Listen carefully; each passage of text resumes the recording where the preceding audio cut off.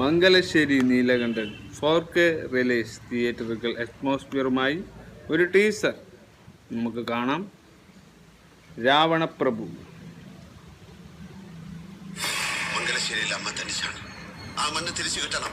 ആരുടെ കയ്യിൽ നിന്നായാലും ഞാൻ തിരിച്ചു വാങ്ങും. അവൻ എന്ത് ഭാവിച്ചാലും നടക്കും. 24 years കഴിഞ്ഞിട്ടാണ് അവന്റെ അച്ഛന്റെ പേര് മംഗലശ്ശേരി നീലകണ്ഠൻ. രണ്ടാം പകുതി വന്നിരിക്കുന്നു.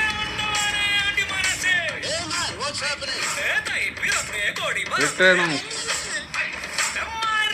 ആശീർവാദ് സിനിമ.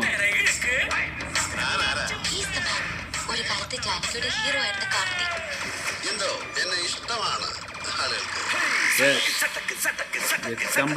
ആക്ടർ മോഹൻലാൽ. വരവും പൊളിവും ആ പാട്ടും ഒക്കെ ഒരു ആ സിനിമക്ക് ഒരു പ്രൊഡക്ഷൻ തന്നെയായിരുന്നു. പാട്ട് ഉൾപ്പെടെയുള്ള എല്ലാ സീനും ഗംഭീരം, ബഹുഗംഭീരം എന്ന് പറയേണ്ട എല്ലാ സീനും ഈ ഒരു സിനിമയിലുണ്ട്. Get ready.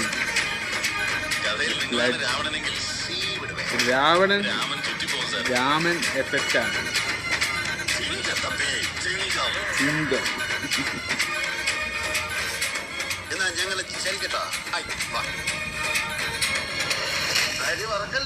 അപ്പച്ചട്ടിയിൽ അരി വറക്കല്ലേ. ഈ ഒരു സിനിമ എടുത്തിരിക്കുന്നത് രഞ്ജിത്ത് ആയിരുന്നു.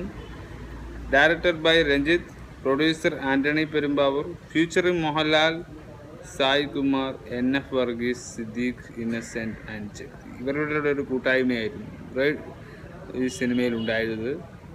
റൈറ്റിംഗ് ഡയറക്ടർ ബൈ രഞ്ജിത്ത് തന്നെയാണ്. ഇപ്പോൾ ദേവാസുരത്തിൻ്റെ രണ്ടാം പകുതി രാവണപ്രഭു. Background score Rajamani. സിനിമാറ്റോഗ്രാഫിക്ക് P. Sukumaran. Art director Boban. Edited by Ranjan Abraham. Tailor cut line ലൂറിയോ music. Recreation Benny Johnson. Mixing Ajith George.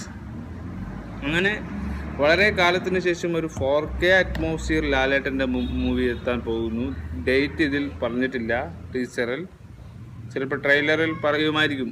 അപ്പോൾ കമ്പാരിറ്റീവ്ലി ഒരു 4K അറ്റ്മോസ്ഫിയറിന് പറ്റിയ എല്ലാ കാര്യങ്ങളും ഇതിൽ ചെയ്തിട്ടുണ്ട്. തിയേറ്ററിൻ്റെ ബൂം ബംസ് ഇതിൽ എന്തായാലും പൊട്ടും. അതായത് രാവണപ്രഭു കാർത്തികേയൻ്റെ വിളയാട്ടമായിരുന്നു.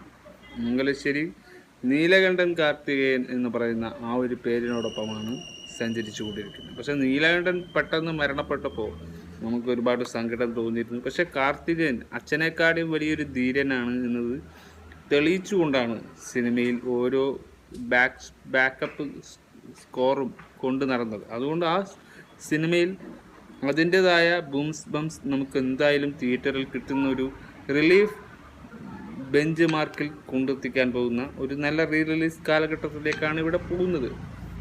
അപ്പോൾ ഈ സിനിമ നമ്മൾ അത്രയും ഇഷ്ടപ്പെട്ടും കണ്ടുകൊണ്ടിരിക്കുന്നതും ഞാൻ ഇപ്പോൾ കണ്ട് തീർത്തതേ ഉള്ളൂ. ഈ സിനിമയുടെ എഫക്റ്റ് ഒരു രാമൻ എഫക്റ്റാണ്. അത് അങ്ങനെ തന്നെയാണ്. ഇതിലെ ആ പാട്ട് സീന് പോലും അങ്ങനെയുള്ളൊരു എഫക്റ്റ് തരുന്നൊരു സീനുകളാണ്. അപ്പോൾ ഒരു രാമൻ സീത എഫക്റ്റ് തരുന്ന ഒരു സിനിമയായതുകൊണ്ട് അതിൻ്റെ ക്വാളിറ്റിയും അതിൻ്റെ എല്ലാ ഇതും 4K അറ്റ്മോസ്ഫിയറിലും ഉണ്ടാവും എന്നത് നമുക്ക് യാതൊരു നിരാശയുമില്ല. ലാലേട്ടൻ്റെ സ്ഫടികം പോലും അങ്ങനെ മറഞ്ഞൊരു സിനിമയാണ്. പോയ വസന്തങ്ങളെല്ലാം തിരിച്ചു വരുന്നു എന്ന് പറയുന്ന ഒരു വലിയൊരു കാലഘട്ടത്തിന് ശേഷം രാവണപ്രഭു വീണ്ടും ജനിക്കുകയാണ്. അപ്പോൾ ഇനി മൂന്നാം ഭാഗവും കൂടി ഇതിന് വന്നാൽ അതെന്തായിരിക്കും അങ്ങനെയൊക്കെ ആലോചിച്ചു പോയി ഞാൻ. പക്ഷെ അതിന് വ്യക്തികൾ വേണം, ഇതിലെ കൂട്ടായ്മകൾ വേണം, ഇതിലെ ആൾക്കാർ വേണം. അപ്പോൾ സിനിമ ഒരു വണ്ടർഫുൾ കാറ്റഗറിയിൽ നിൽക്കണമെങ്കിൽ അത് അതിൻ്റെതായ ലെവലിൽ പോകണം, അതിൻ്റെതായ പ്ലേസ്മെൻറ്റിൽ പോയി നിൽക്കണം.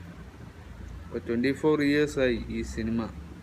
അപ്പോൾ ആ ഇയേഴ്സ് കൊണ്ട് ഒരു സിനിമ എങ്ങനെ ഭംഗിയാക്കാം, എങ്ങനെ ഒരു റിയലൈസ് ചെയ്യാമെന്നത് കാട്ടിത്തരുന്ന പടം കൂടിയായിരിക്കും Ravanaprabhu. You coming back and soon.